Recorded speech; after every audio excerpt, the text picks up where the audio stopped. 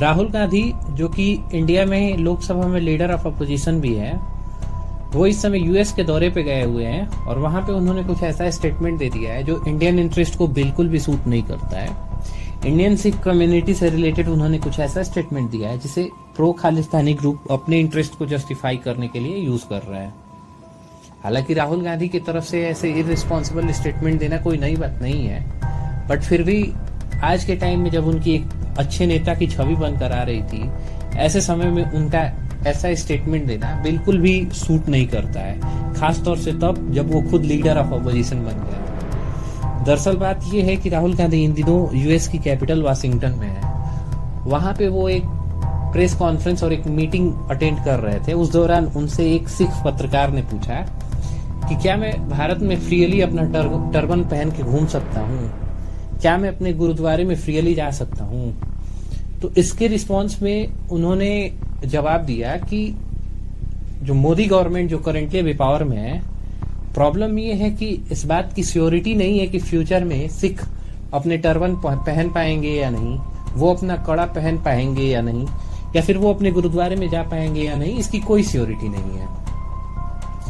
अब इस स्टेटमेंट का यूज जो प्रो खालिस्तानी टेररिस्ट हैं जैसे कि गुरवंत सिंह पन्नू, ऐसे लोग इस स्टेटमेंट को यूज कर रहे हैं अपनी खालिस्तान की डिमांड को जस्टिफाई करने के लिए।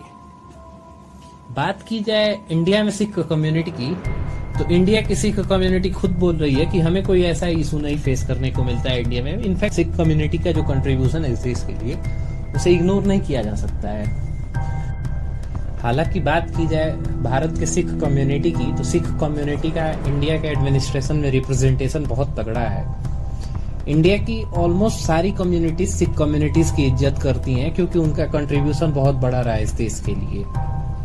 बात यही नहीं है, बात ये भी है कि योगी जी जो यूपी के सीएम भी हैं, उन्होंने अभी रिसेंट में साहिबजादा दिवस मनाने की भी प्रथा स्टार्ट की है उत्तर प्रदेश में। तो हमारे यहाँ तो सिख कम्युनिटी बिल्कुल सही है। अब समस्या ये है कि ऐसे लोग जब बाहर में जाके ऐसे स्टेटमेंट देते हैं, तो इस स्टेटमेंट का यूज सेपरेटिस्ट ग्रुप अपने प्रोपागेंडा के लिए यूज करते हैं और ब्रेन वॉश करते हैं। बात सिर्फ यहीं तक नहीं रुकी हुई है। इस दौरान उन्होंने यूएस के बहुत सारे लॉ मेकर से भी मीटिंग की राहुल गांधी ने, और इसी दौरान उन्होंने वहां की एक लॉ मेकर इलाना ओमर से भी भेंट की। इलाना ओमर ये वही औरत है जो साल 2022 में न्यूज में आई थी, और ये उस दौरान बिना किसी परमिशन के पाक ऑक्यूपाइड कश्मीर गई थी और वहां से प्रो पाकिस्तान और एंटी इंडिया स्टेटमेंट पास किया था। इन्होंने साथ ही साथ इंडिया के 370 एब्रोगेशन वाले एक्ट को भी बहुत क्रिटिसाइज किया था।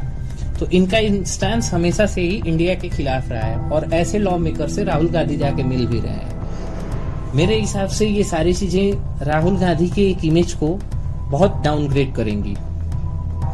हालांकि उन्हें अगर अपनी बात रखनी ही थी, तो क्या उन्हें बांग्लादेश का इशू नहीं दिखा? ये बात जग जाहिर है कि बांग्लादेश में जो भी हुआ है उसमें यूएस का बहुत बड़ा रोल रहा है। बांग्लादेश में जो माइनॉरिटी कम्युनिटीज हैं, जो वहां पे हिंदू हैं, उनके साथ जो बर्ताव हुआ है, जिस तरीके से उनकी माँ बहनों का वहां पे रेप किया गया है, या फिर जो भी वायलेंस उनके साथ किया गया है, क्या ये इशू उठाना जरूरी नहीं था यूएस के सामने, जो उन्होंने सिख कम्युनिटी के बारे में ऐसा स्टेटमेंट पास किया? दरअसल उस पूरी मीटिंग में वो टारगेट तो आरएसएस को करना चाहते थे, लेकिन उन्हें पता ही नहीं चला कि वो कब आरएसएस से कब एंटी इंडिया हो गए। और ये डिस्टिंक्शन रखना बहुत ही जरूरी है हमारे लीडर को जब वो फॉरेन जा रहे हैं। इससे पहले भी जब वो फॉरेन विजिट पे गए थे, तो उस दौरान उन्होंने एक मीटिंग में बोल दिया था कि I don't consider India as a nation. Bharat कभी राष्ट्र था ही नहीं अगर हिस्ट्री उठा के देखी जाए। तो ऐसे इररिस्पॉन्सिबल स्टेटमेंट देने का एक इतिहास रहा है राहुल गांधी का। हाल के समय में इंडियन यूथ के अंदर उनके प्रति थोड़ी इज्जत बनी थी, लेकिन ऐसे स्टेटमेंट मुझे लगता है फिर से उनकी इज्जत को धूमिल करेगा। अरे चचा, ऐसे कैसे नफरत के बाजार में मोहब्बत की दुकान खोलोगे यार? ऐसे तो तुम पूरा बाजार ही उड़ा के रख दोगे। जो भी एक राष्ट्र बन रहा है, जो भी एक राष्ट्र निर्माण का काम चल रहा है, आपको क्या लगता है ये आपके बहुत सगे हैं जो यूएस और वहां के जो लॉ मेकर हैं? नहीं सर, ये बिल्कुल भी आपके सगे नहीं है। इस डिस्टिंक्शन को समझिए आप।